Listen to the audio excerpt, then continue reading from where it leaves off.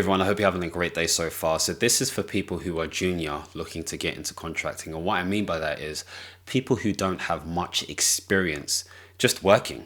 Okay. Now, first of all, it may be difficult for these individuals to transition into something that is quite niche or specific or makes the big bucks, so to speak. Okay. So just bear this in mind. You have to understand, your context, your experience, your expertise, and all this kind of stuff there.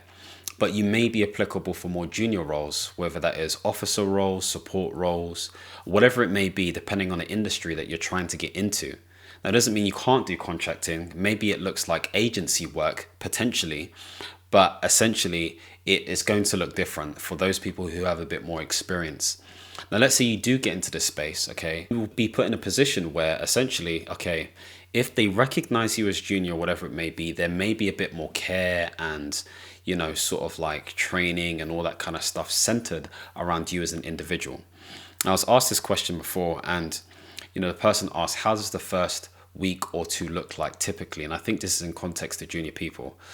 Well, I would say, obviously, it may be nerve-wracking for you to get into this space, but I think it's really sensible for you to, number one, ensure that you have a meeting with your hiring manager. So this is known as your line manager, so to speak, but the person who is signing off your timesheets, and just really understanding what the expectations are of you, where you'll be, who you're working with, all of that kind of stuff there. Just get all of that stuff laid out. And this is all assuming your contract has been signed and everything's all good.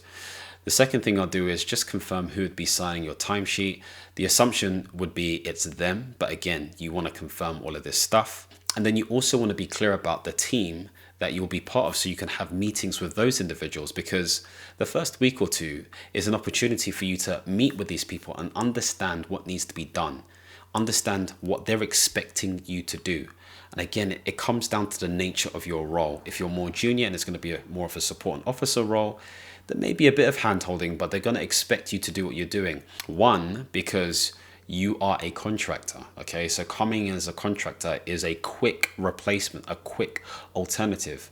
And to give you an idea, essentially, contractors come in mainly because the organization takes like a minimum of 3 months and a maximum of 6 months plus to bring in the right people on a permanent basis.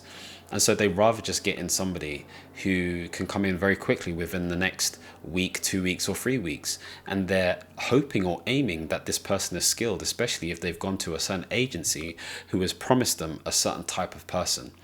Now, to get specific type of qualifications or trainings from this end client, okay, that you're working to, such as a government organization or public sector organization or private organization, may be a bit unusual, because essentially you're getting paid X amount per day to get trained.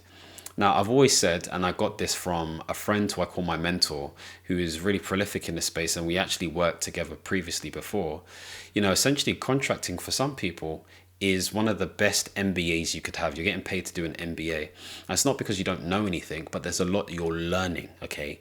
And you're applying a lot of your qualifications, experience, and expertise into a new environment consistently. So you are being paid to deal with ambiguity. You're being paid to deal with complexity. This is why contractors exist. These are some of the reasons, at least, for why contractors exist. So hopefully that explains that question. Now, the other question they asked is, do companies normally have someone explaining things and all this kind of stuff there? The answer to that is, it depends on your role and the organization and the ethos. Now, there are some places that may treat you like you are an employee, okay? And there are others who are just like, whatever. So it really depends.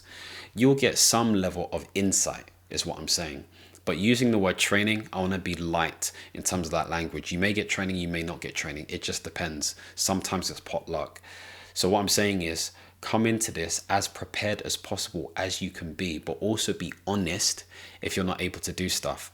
Elements of imposter syndrome should mainly be based on the fact that maybe it's a new environment and possibly it's something that you've never done before in terms of contracting, but in terms of the actual stuff you're doing, no, you should be confident in what you're doing. You should have a level of confidence. And if it's junior, again, there may be a level of learning that may happen. So that is for you to sort of work out, and hopefully you're taking on board what I'm saying. And I guess the final question they asked is there specific sort of stuff that you need to get trained on when you come into these places. It's kind of similar to the last one.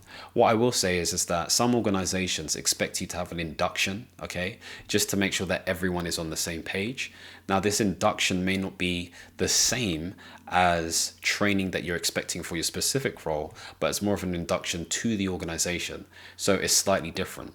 So all of this is to say that you should come in prepared. You should have your expertise and your experience and or qualifications to support you. You should connect with the right people, and you should do everything you can to ensure that you deliver the best quality role. You shouldn't be scared, because it shouldn't be a scary thing, but it is. I know when I first came into contracting, I was in the wrong role completely. They just needed someone. They checked my CV, but they didn't even interview me. So that's a bit of a red flag. However, even though that was the case, and sort of like the reports or the leadership, should I say, was a bit suspect, so to speak, they were in a good place. The heart was in a good place, and they were able to change me after 2 weeks because somebody was leaving, one of the consultants, and so I took their place. And I thrived, and they actually wanted to keep me, and I said no.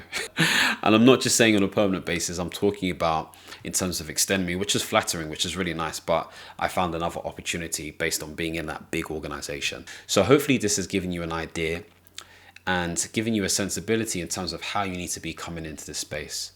Now, if you want to learn more about life management, portfolio careers, and everything that makes you a better human being, make sure to subscribe and hit the notification bell. And as always, my friends, understand, reach, and expand. Peace.